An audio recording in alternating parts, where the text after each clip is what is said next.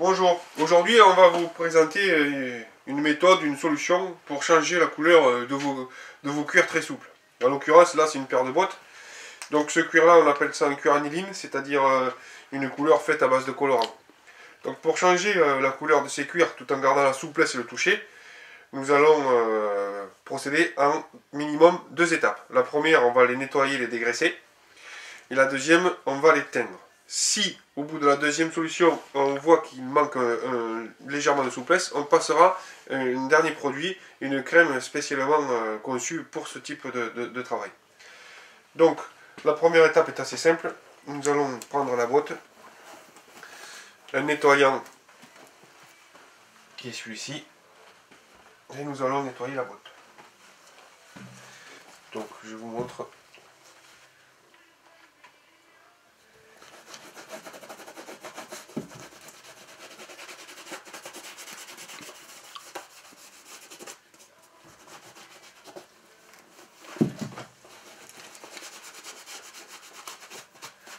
Alors vous voyez, ça mouille un petit peu le cuir, mais ne vous inquiétez pas.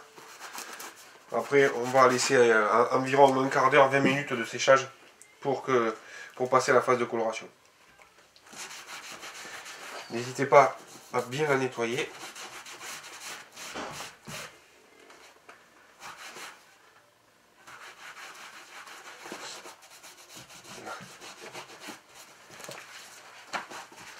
On peut voir que ça mouille bien le cuir.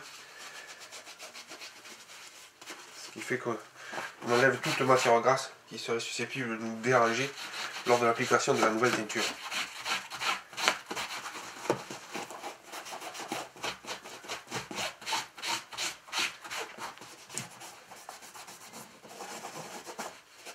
Là, on se rend compte que on nettoie, mais le cuir ne se mouille pas énormément.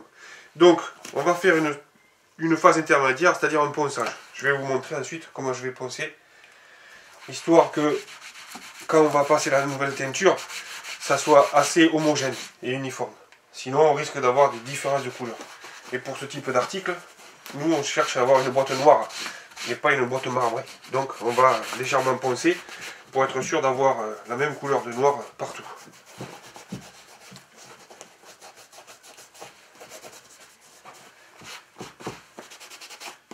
Vous voyez, on le voit là un peu sur le coup de pied aussi. Donc je passerai un peu de papier à poncer. Donc là ça suffit. Je vais vous montrer comment on va poncer. Donc on prend un papier à poncer. Voilà, classique, un grain 600. Vous trouverez sur le site si vous n'en avez pas. Donc juste avec le poids de la main, on essaye quand même d'avoir une surface assez plate ou tendue. Vous voyez, comme ça. Et on ponce vraiment pas la peine d'appuyer quoi. C'est juste pour casser la protection s'il y en a une. Parce que tout à l'heure quand on a passé le nettoyant, on voyait que ça ne voulait pas absorber le nettoyant. Tandis que là, vous voyez, maintenant on a passé le décapant, le papier à poncer, pardon, et on se rend bien compte que la chaussure absorbe le nettoyant. Un peu sur le talon.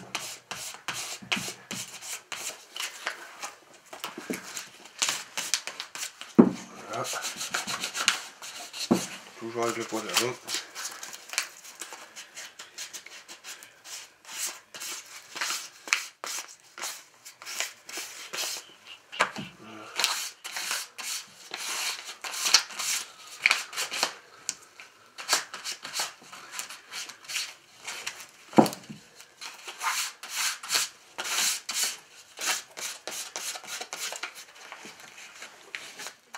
Donc on va passer à la phase de teinture. Pour teindre, donc on va utiliser ce produit qu'on vous montrera après. C'est un baume colorant noir, assez spécifique. Donc plusieurs solutions, soit on utilise des tampons, grands, petits, comme on veut, soit on travaille au chiffon, ça c'est comme bon vous semble, il n'y a pas de problème. Donc moi je vais commencer avec un tampon, et si ça ne me plaît pas, eh j'utiliserai un chiffon. Ça dépend des chaussures, enfin des chaussures, ça dépend de l'article qu'on travaille, et de l'humeur du jour aussi des fois, on ne sait pas. Donc on va essayer comme ça, on verra. Donc moi je fais toujours des ronds. Le tampon c'est pratique pour les chaussures par exemple, parce que on peut aller bien dans les angles.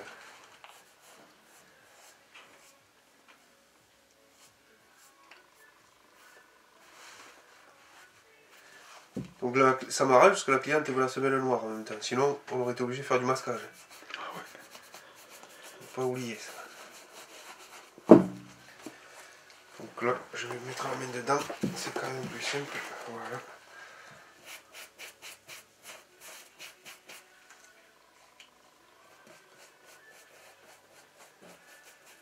Moi, je fais comme ça. Vous voyez, c'est un peu surchargé. Je le laisse 5-10 secondes. Comme ça, le colorant rentre bien dedans.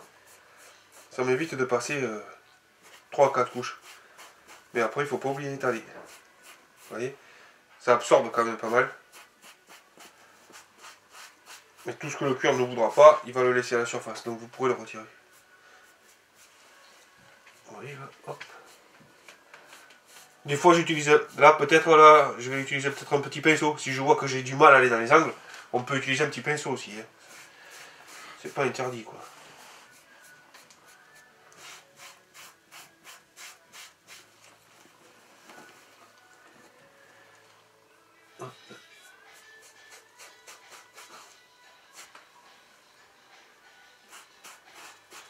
Alors, vous avez vu que j'utilise des gants. C'est des produits à base aqueuse, c'est-à-dire à base d'eau. Ils ne sont pas dangereux. Par contre, ils teintent beaucoup. Voilà comme tu veux. Donc nous allons passer la seconde couche. Je suis allé chercher un petit pinceau pour faire les retouches. Quand je n'arrive pas à accéder avec l'éponge. Vous voyez, par exemple avec le pinceau, je vais venir ici pour bien faire les finitions. Tac.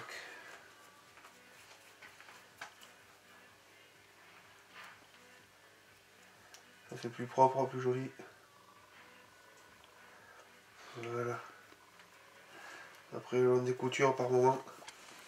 Donc là, la paire de bottes est sèche. On va l'illustrer. Donc ce qu'on fait, c'est que c'est juste frotter, hein. Regardez. On peut constater que ça dégorge pas. Mais on va passer quand même une crème pour protéger de la pluie. Donc on illustre bien la chaussure.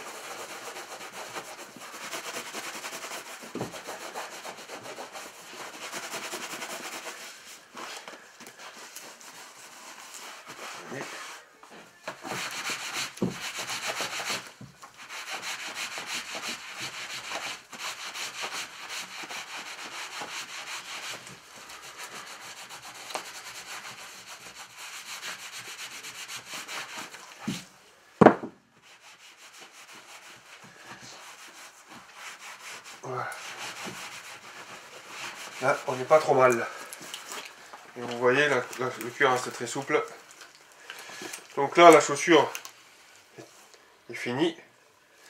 Elle est bien noire. Mais on va mettre une petite crème pour la protéger. Pour passer la crème, on va prendre une petite brosse comme ça. Ça sera beaucoup plus simple pour tout le monde. Donc vous mettez un peu de crème sur la brosse. J'y tiens un peu. J'en ai mis beaucoup. Excusez-moi. Hop là. Voilà. Juste pour la déposer. Comme ça, elle va pénétrer partout. Ça sera plus simple. Toujours pareil. Des couches fines. Pas besoin d'en appliquer énormément. Voilà, on a passé la crème, on les a lustrés. Et regardez, le test de la goutte d'eau, il faut que ça fasse ça. Vous voyez, la goutte, elle roule, mais elle ne s'arrête pas. Donc ça, c'est le test de la goutte d'eau. Donc maintenant, vous avez une paire de chaussures noires qui garde toute sa souplesse et que vous pouvez utiliser même quand il pleut. Voilà, je vous souhaite une bonne journée. Au revoir.